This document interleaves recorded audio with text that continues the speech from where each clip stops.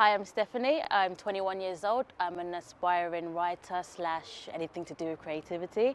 I'm from South London, but I'm in Manchester today at Hallé St Peter's. I'm at a Music for Cities concert. I think about making a change in my society is something that's so important, especially like I'm from London, and like inner city London is where the community spirit is not high at all. And I feel like that's why we have a lot of social issues like gang crime, like unemployment, just young people just off track. And I feel like that is something we really need to really push us, get our communities together, because without that, then what are young people going to fall for? They're going to just go into the bad stuff and they're not going to think that they can do. I expect to experience and discover today, you know what, I don't really know, but I'm hoping to discover that community spirit is still alive.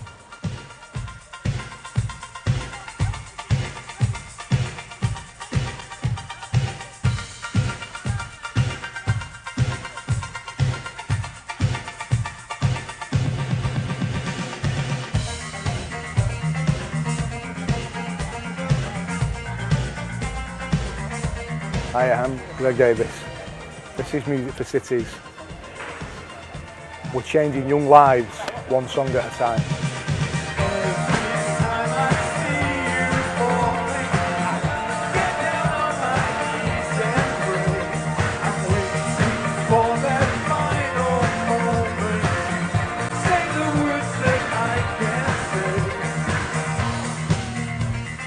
What role I have to play in making a difference in my community is I should just try and be a mentor for younger people. I think no matter what you do, you have to just set certain standards, and that's something I'm going to try and do. Hi Greg, nice to meet you. Hello. As you know, I've just come from London and I have no idea what this is about, so can you fill me in on what Music for Cities is about? Music for Cities. Manchester has got a massive musical pedigree. I think one thing that Manchester is famous for worldwide is the musicians and the musical styles that have come out of Manchester between the 80s and the 90s. One of the things that we felt we could do in Manchester, if you bear in mind all the problems that inner cities have got, and I think you've only got to say the term inner city, and I think straight away you conjure up negative images of gang culture, of drug issues, of knife crime, of gun crime. And I think before you think of any positive, you've thought of 10 negatives. So from someone that was born on an inner city estate, Wythenshawe, that has lived on an inner city estate, that runs a business on an inner city estate, and is bringing up a young family on an inner city estate, I felt that I couldn't sit back and let inner cities decline any more than has already happened. And so taking a step back and looking at what the problems are in inner city areas. I mean, we wanted to bring the dreams of the youth and the youngsters alive. You know, it wasn't just about putting money into an area. It was about working with the youngsters to see what their ambition, what their aspirations were. Manchester's biggest export is pop stars. So we approached the pop stars. We asked them if we could put youngsters from the estates that would play on the same stage with the pop stars, which they agreed to, which was fabulous. I was asked to do Music for Cities last year. I knew about them anyway. I knew they were doing a very, very good cause. And you know, kids these days need mentoring. Everybody needs help. And I think they've done a great job, because I used to go to Wythenshawe a lot with Paul Carroll in the early days, and it was a bit like the Wild West. And I think that they've brought a sense of purpose to a lot of people. The youngsters that would probably never get the opportunity to perform on a professional stage with a professional musician, but more than that, to a huge audience, which is what we've pulled off today.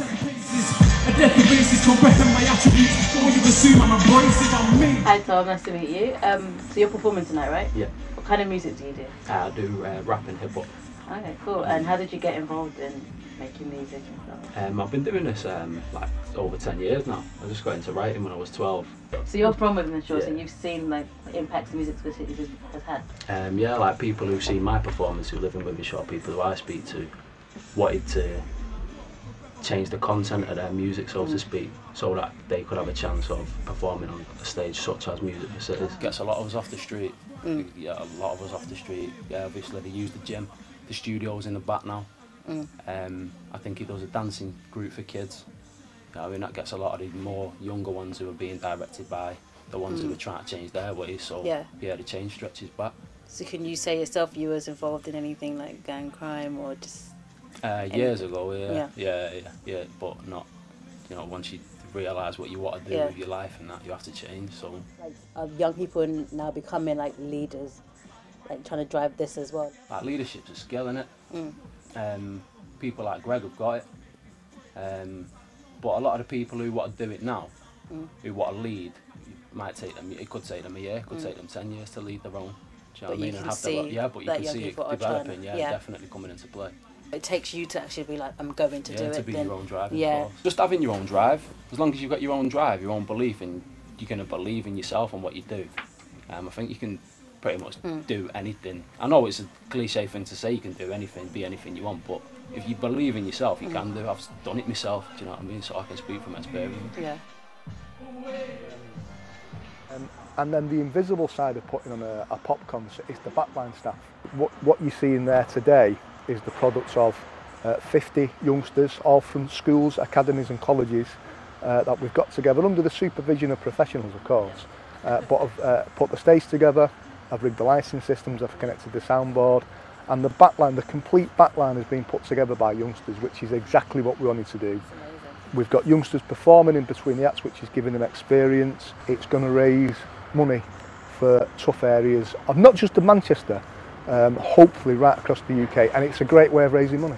I mean, the thing about the United Estates of Wythenshawe is they give young people the opportunity to improve their lives, basically get into work, get into sport, get into being fit. We've got 3 people who work with the band today who actually, they grew up and survived Wythenshawe. We're just really happy to support such a good event and organisation and all the charities that are connected to it.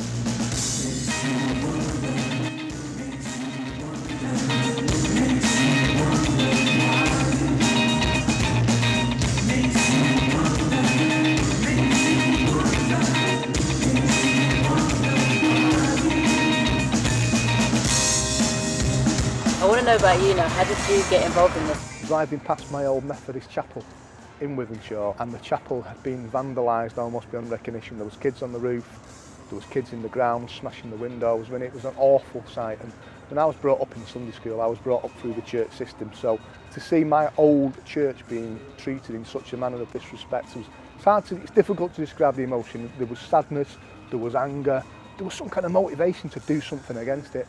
And I called the kids down, I had a bit of a rant and a rave, and there was just one comment made by one of the youngsters, and they were all dressed in black, as is the uniform.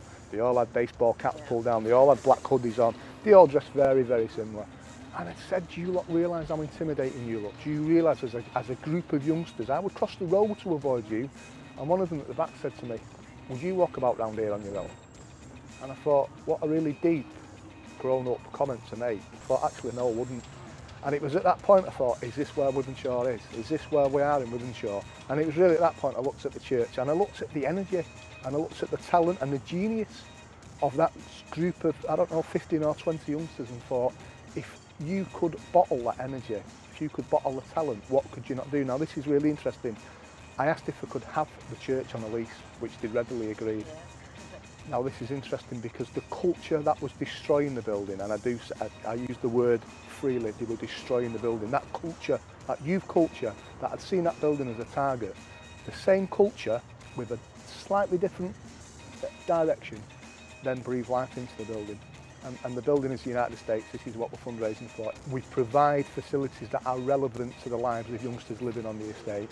We identified the real community leaders.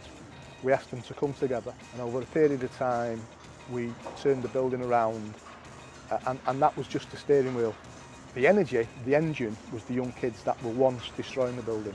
And now we're a professional gym, we have a cinema, we have a sound recording studio, we've had records in the charts, we've got a dance and performing arts, and the chapel is still there, and it's very much still a live church.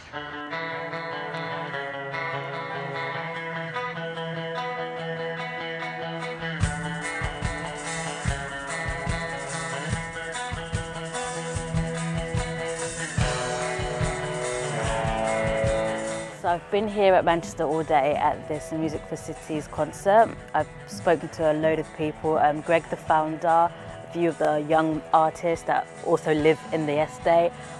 I'm really glad I came and got to see what they're doing and how Music for Cities is doing a big thing for their community, trying to raise funds for something that one guy decided to do himself and gathered his community to do. And if it could be done in, I mean, like Manchester, it could be done in London, it could be done in Birmingham, anywhere, and I feel like that's all you need is a big community spirit. I think of Michael Jackson's song, and it's like, I'm starting with the man in the mirror. Like, be the change that you want to see, and I feel like that's it. If you want to do something, it starts from you, and you as a person just think, okay, if I want to make a change, I can do it. If I want to see this change, I'm going to try and do it for myself. I'm going to change the bad things that I'm doing as well, and encourage others to change as well. So I feel like, yeah, changing this for yourself at first is definitely the biggest impact you can have in your community.